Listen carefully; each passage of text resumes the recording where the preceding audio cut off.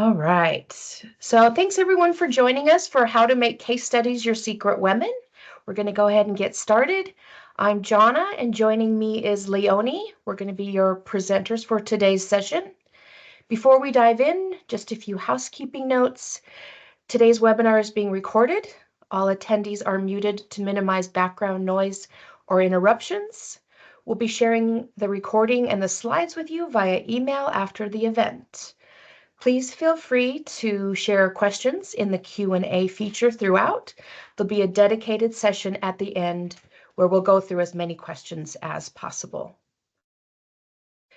So here's a quick look at our agenda for today. Setting the scene, why case studies still matter.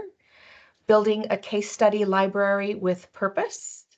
Overcoming roadblocks and getting buy-in. Streamlining the creation process. Capturing the right information for maximum impact, amplifying and repurposing for greater reach. And then we're going to wrap up with measuring success beyond vanity metrics.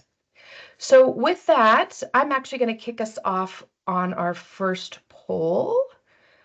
Let me get this launched.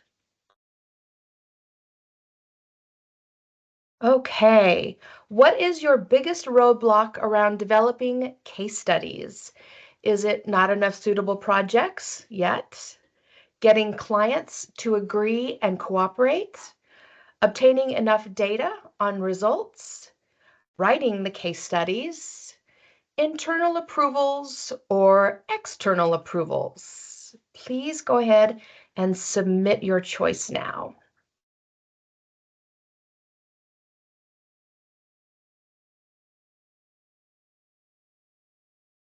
Okay, looks like we have a few responses. And yep. Good, thanks guys.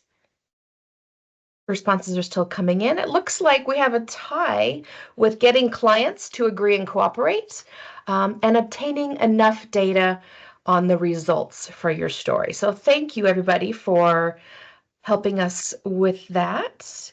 And on that note, I'm going to hand it over to Leonie.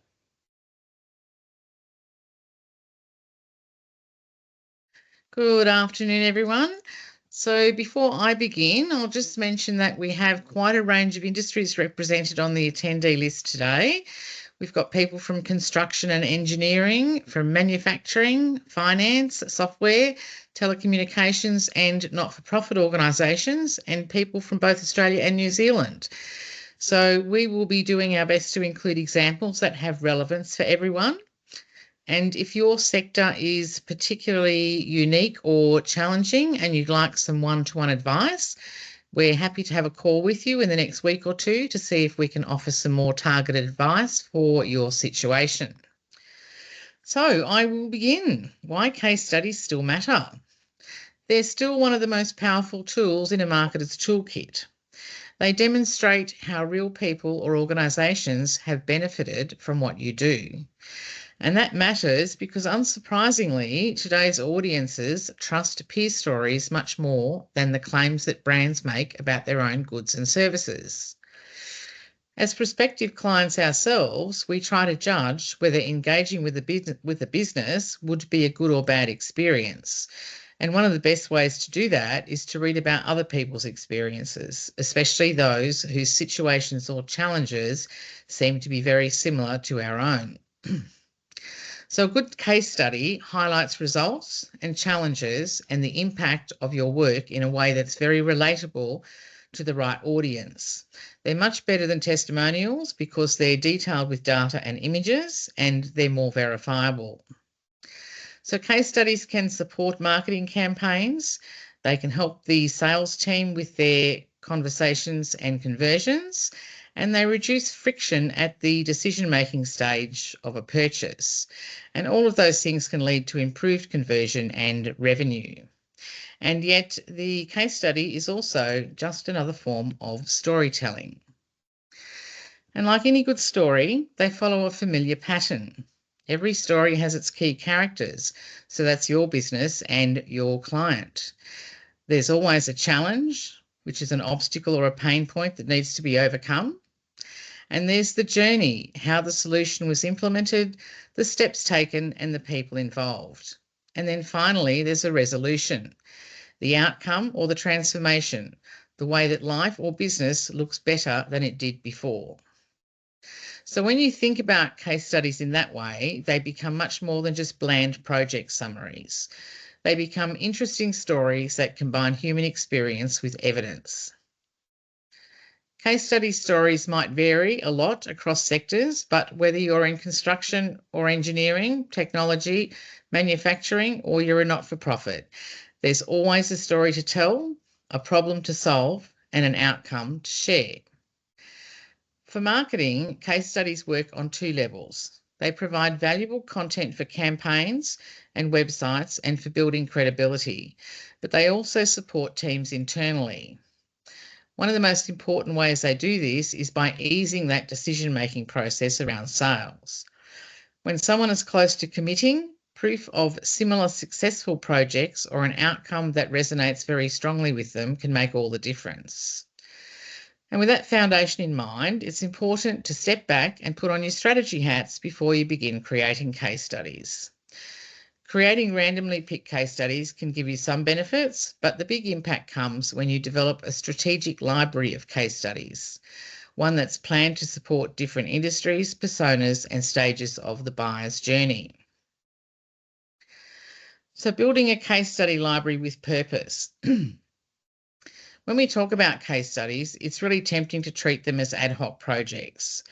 A good project or story surfaces, the client is happy to share it, and we rush to develop the case study. And that's fine sometimes, but if we only ever think that way, then we end up with that random collection rather than a strategic library. And the library begins with planning.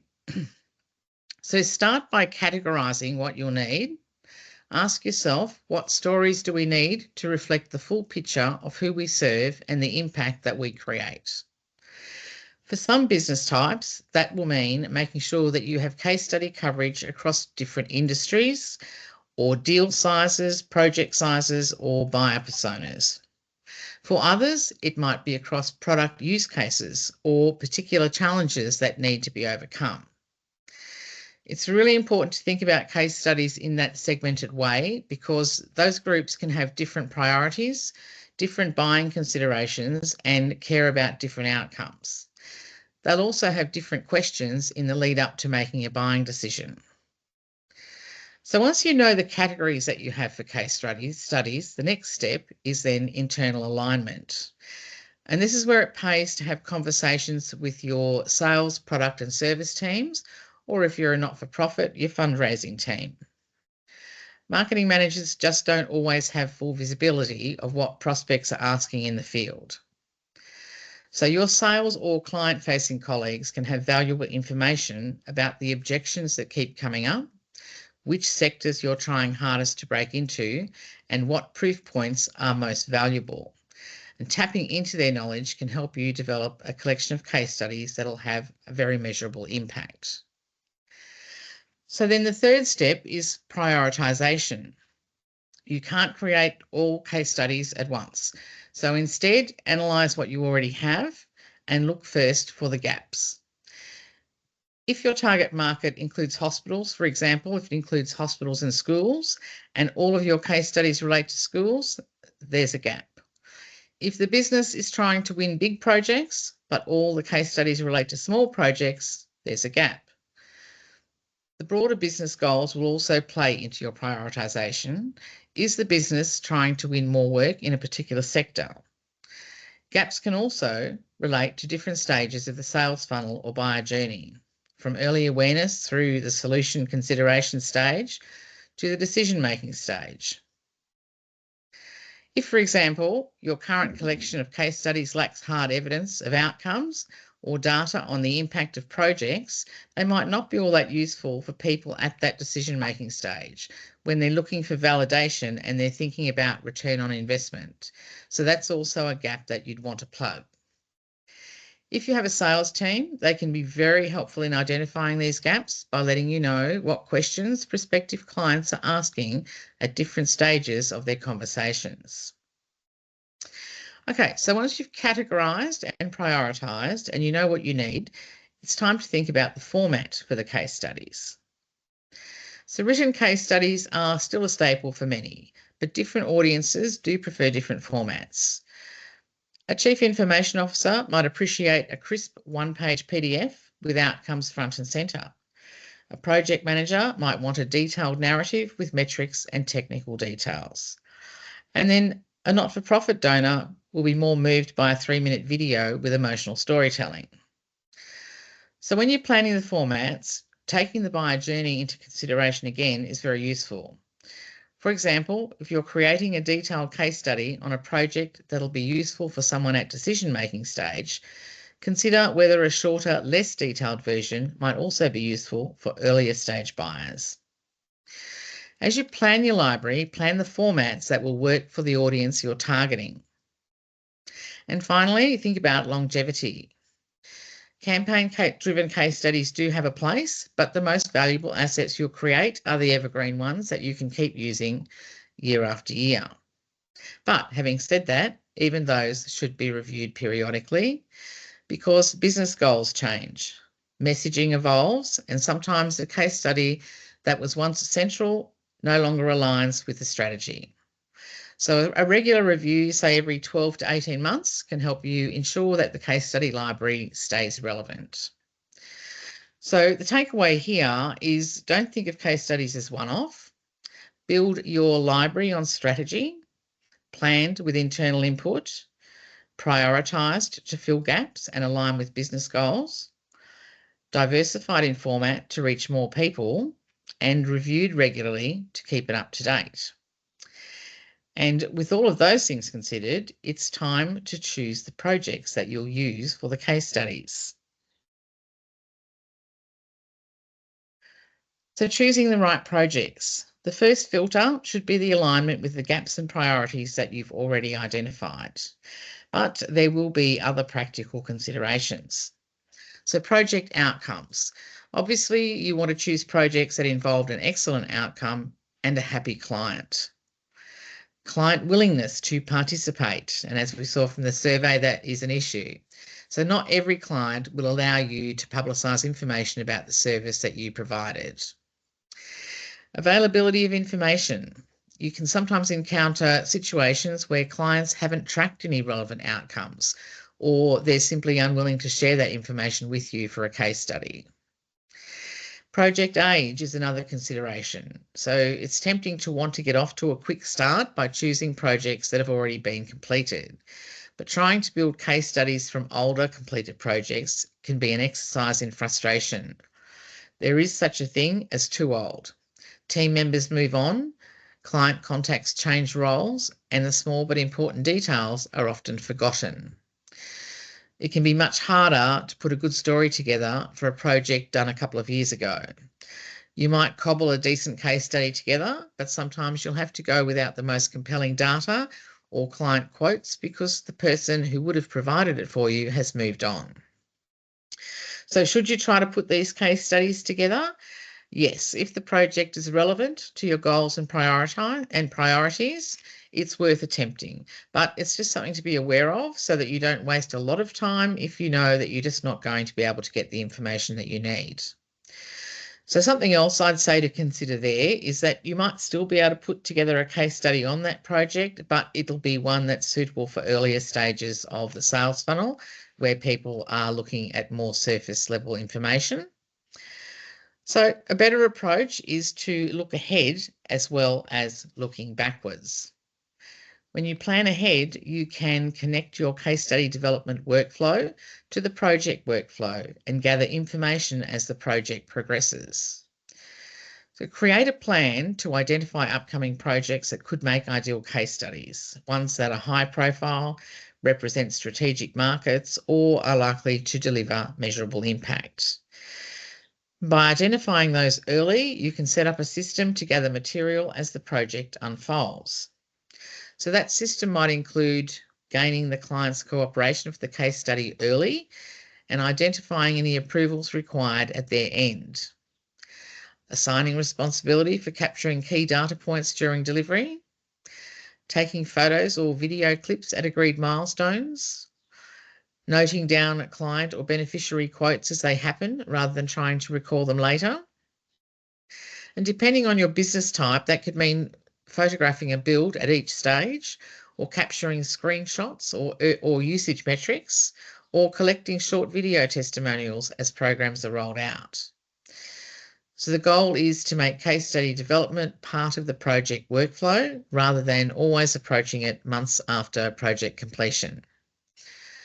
So when planning your library, definitely do think about which existing projects you can use, but also establish your system to identify case study opportunities and collect information as they happen.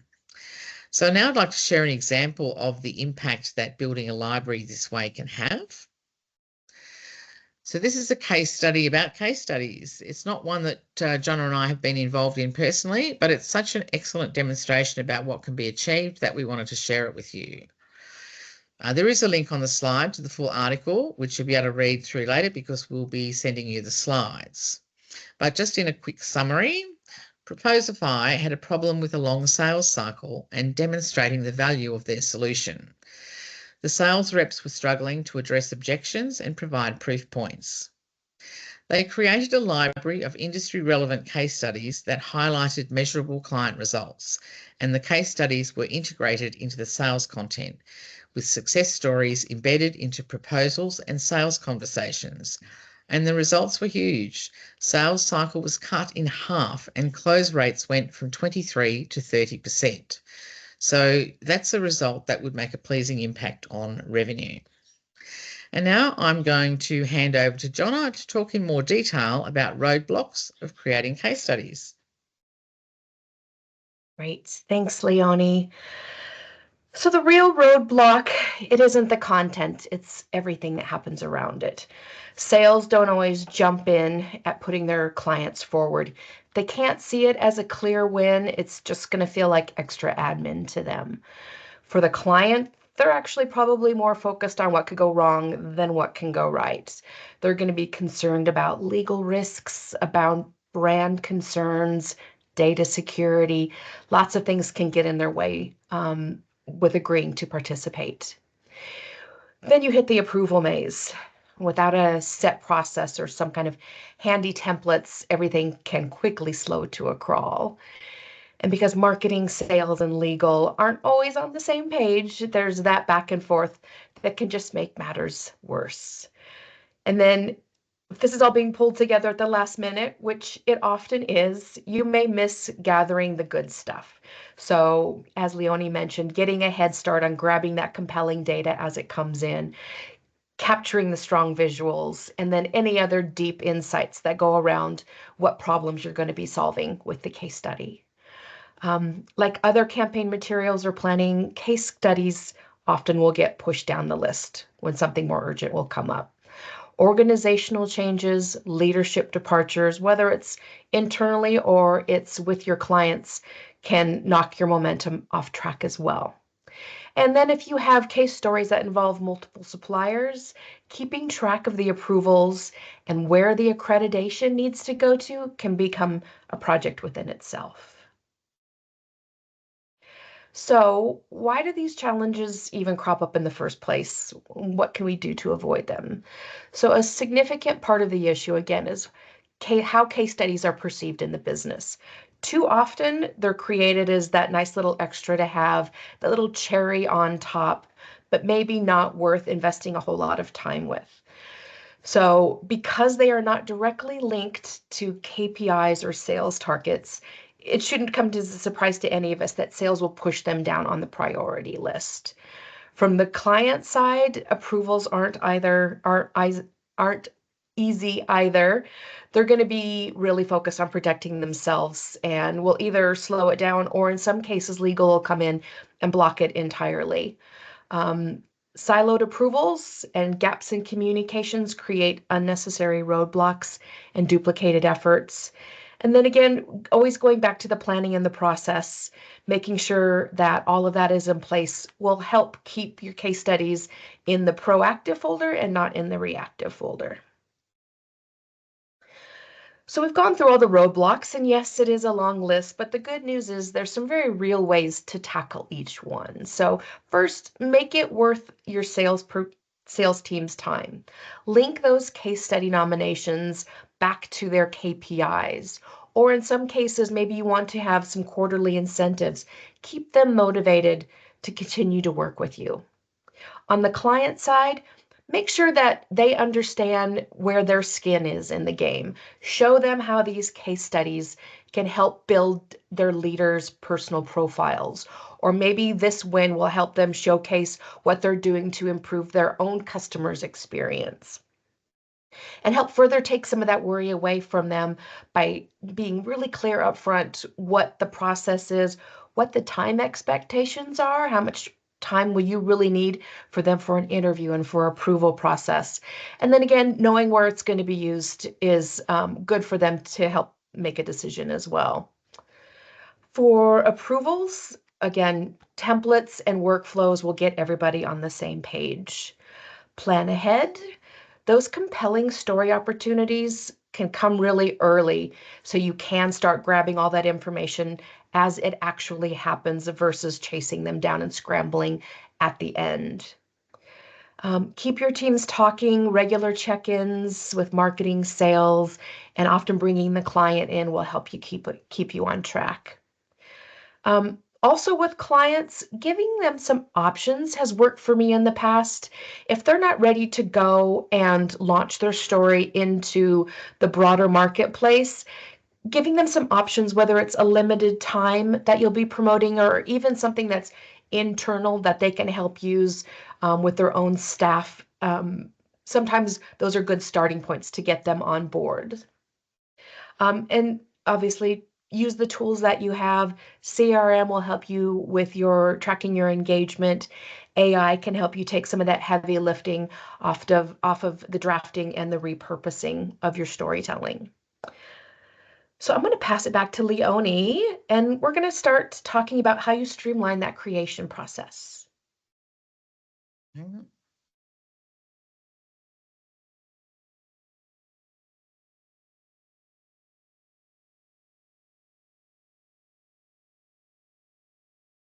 So we've gone through all the roadblocks and it's a long list. Now, streamlining the creation process. Once you've planned your case study library and you've chosen the right projects, the next challenge is getting them produced efficiently and to a high standard. So case studies can easily stall if the process is too slow or too complicated. So the goal here is to streamline the way you do things to lighten your load and maintain quality. The first way to do that is by putting templates, checklists, and frameworks in place. So these make the process faster, reduce errors, and ensure consistency. So for example, case study structure template for the formats that you plan to use, a consistent presentation and style guide so that every case study follows the right flow, whether it's a one-page summary, a longer story, or a video script. A questionnaire for interviews can be handy. A standard set of questions that you send to clients ahead of time so that you always capture the essential information, the challenge, the solution, and the outcome. An approval checklist, a step-by-step list to make sure that you've covered things like permissions, brand tone, confidentiality, and formatting before you hit the publish button. And a repurposing framework, just a simple guide showing how each case study can be turned into other formats, whether it's a blog post, a social snippet, or a sales sheet.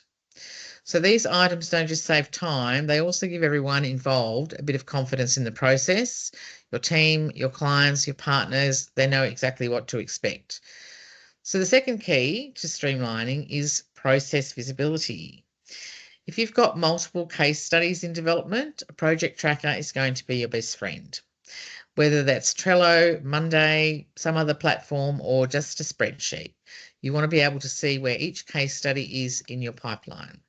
Whether it's a new case study opportunity that you've identified, one that's drafted, in review, or published, you want to know where everything is at a glance. So all of those things are going to help make things a lot smoother and help ensure that you're gathering and including the right information. So now I'm going to go in a bit of detail about collecting the right information. So one of the most common reasons that case studies fall flat isn't the writing, it's that the right information was never captured in the first place. To create case studies that really hit the mark, you need to collect a blend of context, data, and human insights. Start this by gathering background context. Research your client's market position or their operating landscape and the challenges that they're up against.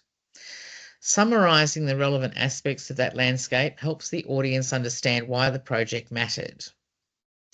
So next, identify 2 to 3 measurable pain points. So these are the concrete problems that the organisation was facing before you stepped in. Depending on the type of business and project, that could include things like lost revenue or process delays, safety incidents, costly maintenance, or long service wait times. See if you can put numbers to those pain points so that forms part of the before picture in your case study. So then look at the pre-project goals or KPIs. So in some organisations, that's going to be very formal. It might be a sales growth target or a conversion rate increase. In smaller businesses or not-for-profits, it might be less formal, but still clear. So for example, that goal might be to reduce call wait times or to increase event participation. So the heart of the case study is the solution story. You need to document how the project was carried out step by step, including the tools, the methods, or the technologies used. Don't forget to capture collaboration highlights. Who was involved? How did the teams communicate and work together?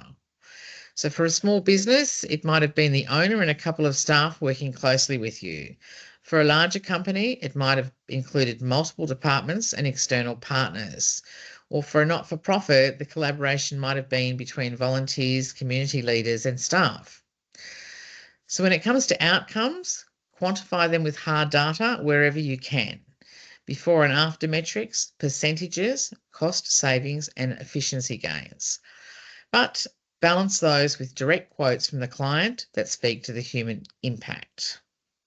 And finally, think visually. Numbers and words are good, but visual evidence brings a story to life. And depending on what you do, that might mean charts, screenshots of a dashboard, photos of a completed build, or even short before and after videos. So when you consistently capture that mix, context, pain points, goals, solution, collaboration, outcomes, quotes, and visuals, you end up with case studies that aren't just descriptive, but they're very persuasive. So getting the human impact into the story is something that's often overlooked, but it's something that can resonate strongly with the audience. Numbers and return on investment are important, but people remember people. A client might say, we cut our processing time by 40%, but the real win is that my team can now focus on innovation instead of administration. Or an underlying outcome might be that staff are less stressed than they were before implementation. So that's the type of information an experienced case study writer will notice and know to include, but it's definitely something that's overlooked by less experienced writers. So it's definitely something to have on your radar to check if you're putting the case studies together in-house. And now back to Jonna to talk about amplifying and repurposing. Okay, thank you, Leonie. Before I start, I'm going to run our next poll. So 1 second while this loads. And you can guess it's going to be about repurposing, something we marketers do quite a bit of. So how many formats do you make use of for a single case study? I'm one and done, 2, usually the original format, and then some social posts, or in some cases, 3 or more formats. So if you could go ahead and choose one now.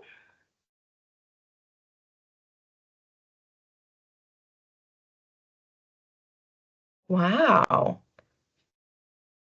Very impressed. It looks like most of our attendees today are sitting in that space of 3 or more formats. Awesome, guys. Well done. Well done.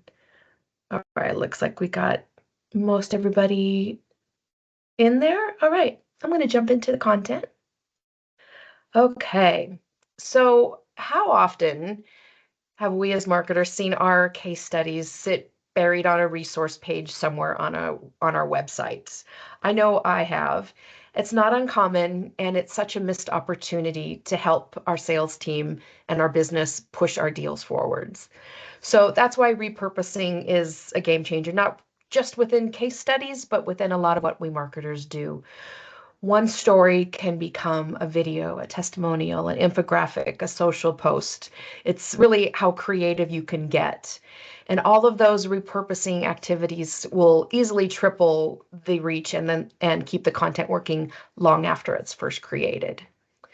So what every sales team member that I've ever worked with has needed for a sales enablement is quick, easy to use references, something concise, direct, that helps them handle objections or initiate new conversations. And then when you layer on an asset that is tailored to a different persona, a different decision maker, they're able to even make their pitches a lot more relevant and persuasive. Case studies can also inform PR strategies, speaking engagements, and other thought leadership initiatives, boosting your brand authority and helping to attract new audiences. So when you bring together marketing, sales, customer success, any of the other departments that you work with, you can also help identify new angles for a story, angles that, one individual marketing person might miss. For example, we marketers might be focused on customer benefits, but someone on your product team is laser focused on unique technical features that will really impress buyers. So you can find these stories in many different places from many different perspectives. So bringing all of these points together will make your story stronger and more persuasive for different audiences. Okay, so if getting case studies out into the stratosphere was easy, we'd all be doing it perfectly already, right? So the reality is, yes, there are speed bumps along the way. So one of those, again, is for those hidden gems that are hidden away on resource pages, a little nudge, get ahead of it. And once you've loaded it, have your social posts already prepared, share them in bite-sized highlights, or if you've done a video case study, create little 30-second vignettes, pre-schedule them into your social media calendar, bring them out of the shadows and into the spotlight. For your salespeople, again, it's tough. I get it for anyone to whip out a whole novel during a quick sales call. They need those sharp, trusty battle cards with all of the key points and enabling them with answers to their key objections. Variety, it can be easy to miss the mark on variety without a simple checklist. And Leonie mentioned having those checklists at the very beginning of the process. We can end up with just one version of a story, and then we move on to the next thing when we've really missed an opportunity to do dozens of different creative formulas to help mix things up and keep your case story fresh. And here's one you don't probably hear often enough: press releases and speaking gigs. These golden nuggets are amazing megaphones for your case studies, but really it's only if you have somebody pushing to get the stories out there regularly. So stay in touch with your comms and your events teams. Smart tools, again, we have a million of them at our disposal. They can help make personalization efforts more easy. Begin with that main case study and then use an AI text generator to then create, 3 to 5 more versions tailored to specific personas or different industries. An example could be, highlights if your decision maker is a finance person, obviously you want to hit on the high points around cost savings. Or if your decision maker is somebody on a tech team, talk about ease of implementation, convenience of onboarding. Those different pain points will really get their attention. Okay.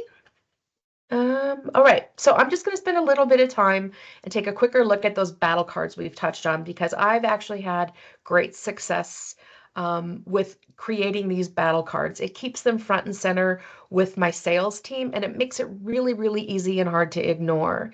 So on a battle card, Start with the key benefits of the story that you're trying to tell. I really recommend doing no more than 3 key benefits. Showcase how a client cut their processing time by 30%, how much money they saved on overhead, those kinds of key benefits. Then make it relevant. So if you're pitching to healthcare, highlight the pain points. Is it compliance? Is it patient safety? Make sure that you know exactly what they care about. Finally, include something extra. I usually will just I'll extract a quote or a testimonial. Sales can easily, grab that and drop it into any of their presentations that they're going to be doing to prospects. Common objections. This is another opportunity for you to work really close with your sales team to understand what those roadblocks are so you can use your case study data to help script them. So if a prospect comes back to your sales team and they're using things like, oh, it's not relevant to us, or I've seen this before, you've armed your sales team with the specific information to combat those objections. And then finally, just some talking points. Instead of just focusing on product features, if your sales teams have been like mine, they're actually talking to their prospects about business results. So, for example, use this talking point section to explain how the client increased revenue by a certain percentage over a certain amount of time. Keep those talking points similar to the problems that your salespeople are talking to prospects about. And then, as always, just end with a clear ask. Make sure your call to action is really clear, whether or not you're inviting them to schedule a demo or to book a call or download the case study. Okay, and right before we're going to go into our last section, which is on metrics, I am going to run this final poll. So 1 second, everybody. Okay, so how do you know if your case studies are actually working? Is it your engagement metrics? So all of those vanity metrics, views, shares, click-throughs. Is it internal adoption and usage rates? Maybe you don't even measure them at all. Maybe you're looking deeper into conversion and pipeline influence, or maybe it's just influencing your lead scoring or the prospect quality before they go over to sales. So if everyone wants to go ahead and pick what applies most to your organization.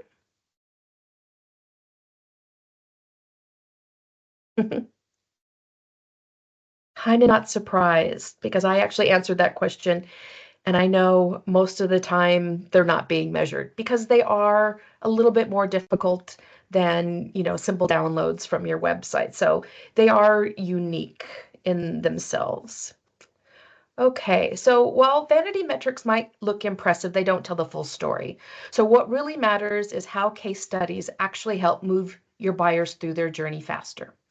One way to see this in action is tracking case study links or tagging them in your CRM so you can connect leads and revenue straight back to your stories. You'll oftentimes will start spotting success when your sales cycles start getting shorter and your deals are closing faster because the prospects are seeing the real proof. They're not just seeing the fluffy language that goes around some of the storytelling that we do. Also, pay attention to how your conversion rates are changing when you tailor case studies to specific audiences or buyer personas. That's where the magic really is going to happen.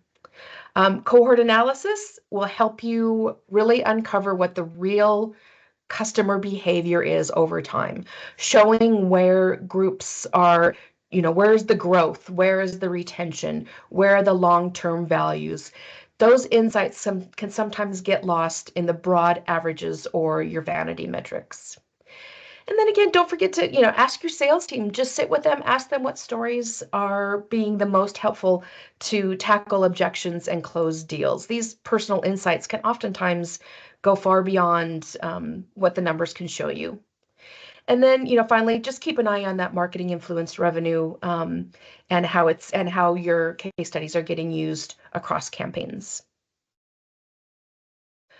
Okay, so how can you track the success of your case studies all the way through your funnel. So again, start with clear goals, whether it's at the top and you're just wanting to get eyeballs on it, whether it's lead conversion, or whether it's closing the deals.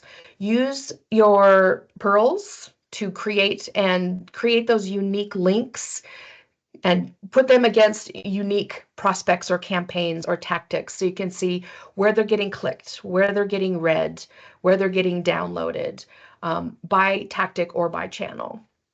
Then comes lead scoring, which I know is sometimes really difficult to do, but assign points when possible for each behavior.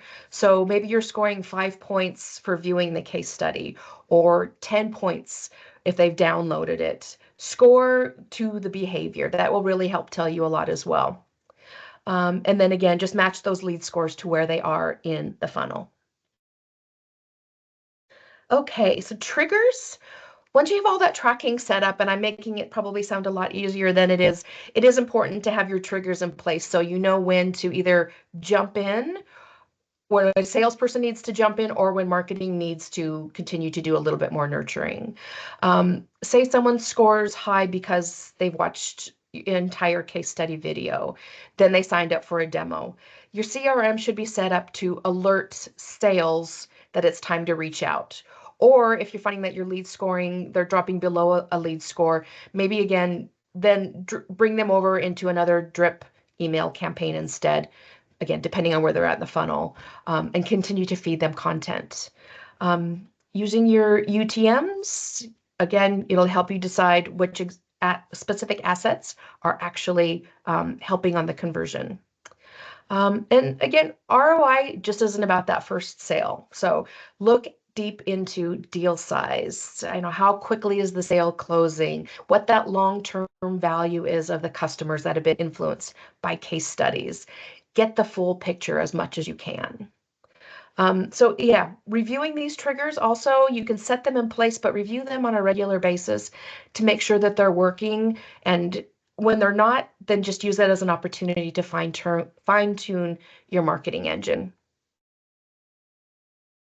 Okay, and I'm not going to go into too much of this chart. It's a bit of an eye chart, but again, Leonie mentioned that we saw a lot of industries attending today's webinar. We just wanted to give some of you a kind of a general idea by industry, where are the metrics that you should be paying attention.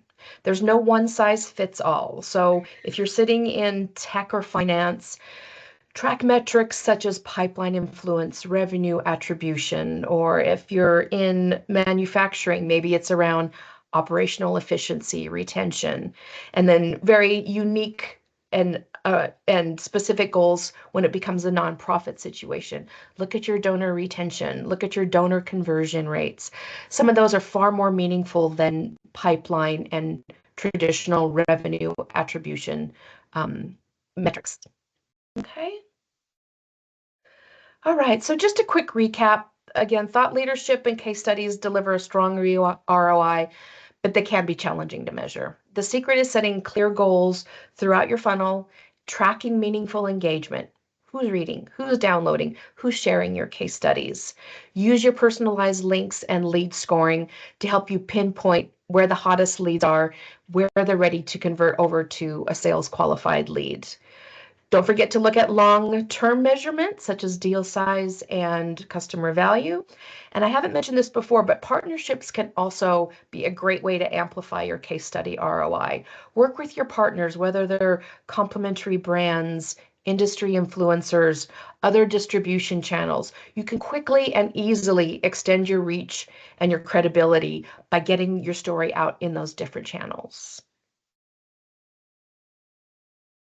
Okay, so Leonie and I like to wrap up the content on our case studies with a couple different suggestions of what you can take what we've talked about today and put it into action. So one of the first suggestions we have on here is to map out a small set of case studies that cover key buying stages, personas, or industries. That'll help you build out that library that Leonie spoke to you about, and not just doing it on a one-off opportunity. Work with sales to pick out a couple of buyer moments where case studies really have shown to help, like awareness, final decisions. Another thing that I've done is look at my product penetration reports. It helped me identify customers that have successfully addressed real world problems with our products. So if you can see that there's been conversion rates on a particular pain point, make your case study strategies around those sales hurdles. And then Leonie and I have also created everybody a case study toolkit, which we'll start sending to our attendees via email starting next week. So this toolkit of materials will include a template to help you structure your case studies, a battle card to create for your internal teams, and a checklist to guide you step by step, clear from creation to measurement and then to optimization. So you'll start seeing those emails coming from us next week. All right, Leonie, are you ready to go to questions? I am. Okay.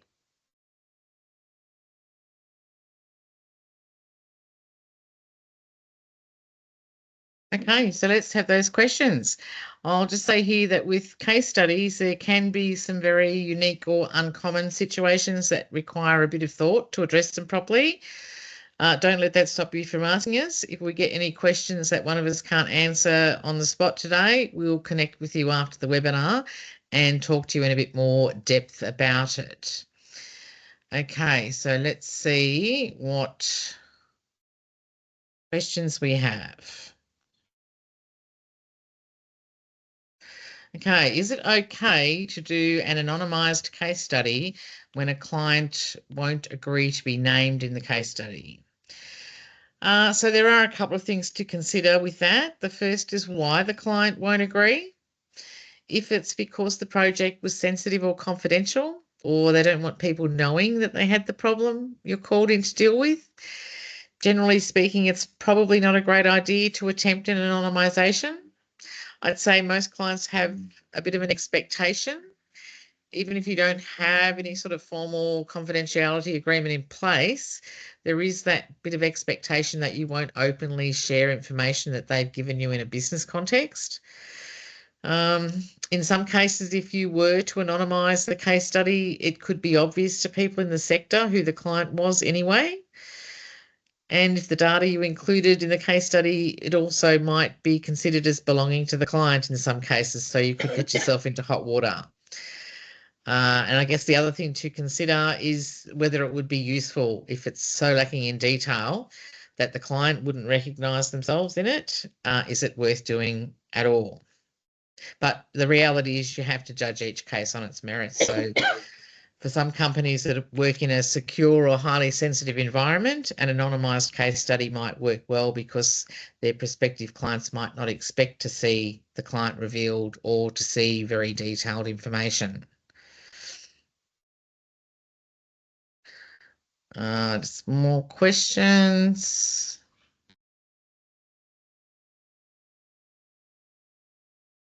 Let's check the chat as well.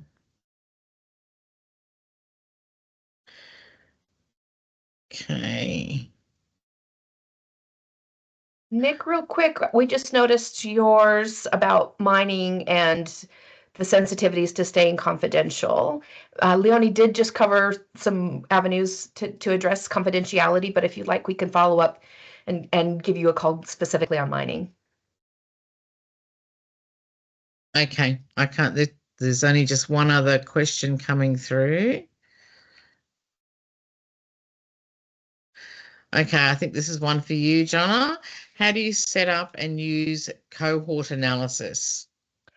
Cohort analysis, yes. Okay.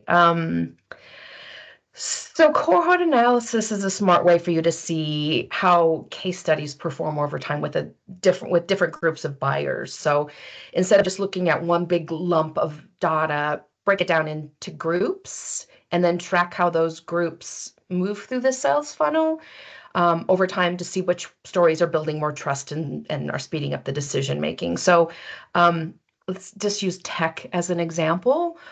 You might group your buyers by roles, like IT managers, and that they're focused on innovation. If you have CFOs that are decision makers, prioritize cost and ROI. Or CTOs often are concerned with security and compliance. So track how each one of the roles of your decision makers and personas respond to case studies, and then tailor your content and identify which results work for different audiences so you can really drill down into what they care about. Okay, Leonie, what do you think? Okay. Some of these other ones, if you've asked us questions again that are specific to an industry, we'll probably just reach out to you after the webinar to answer those. Yeah, I don't see any more questions coming in. Okay. So we just want to tell you about our 2 upcoming webinars. We're encountering more and more one-person marketing teams and small marketing teams that are expected to perform miracles. So our next webinar on the 29th of October is the Tiny Marketing Team's Guide to Doing More with Less. And the second and last webinar for the year will be on 19 November. And that's going to be content planning for 2026 from mess to masterpiece, where we'll help you to clarify direction and create a clear plan and manageable content plan for 2026. So just before we go, I'd like to share some information with you about our services. John and I both operate independently and in collaboration. So should you have a need, you can access our services either in combination or separately. My team can assist you with anything writing related, from planning and content audits to thought leadership content and case studies. And Jonna can assist with strategy development, campaign, events, and more. Wonderful. And of course, any of you, you're welcome to reach out to us for a chat. We do like to have a chat and get to know people. So you're quite welcome to get in touch with us and throw any questions our way. We're pretty happy to help people. And that pretty much wraps it up. Is there anything you'd like to add to that, Jonna? No, just thanks for hanging in there with us, guys. Case studies are they are nuggets that we all find valuable. So hopefully we were able to give you some valuable insights today. And good luck. Excellent. And we'll reach out to those 5 to book in the calls. Great. Thanks, everybody. Thank you, Have a great everybody. day.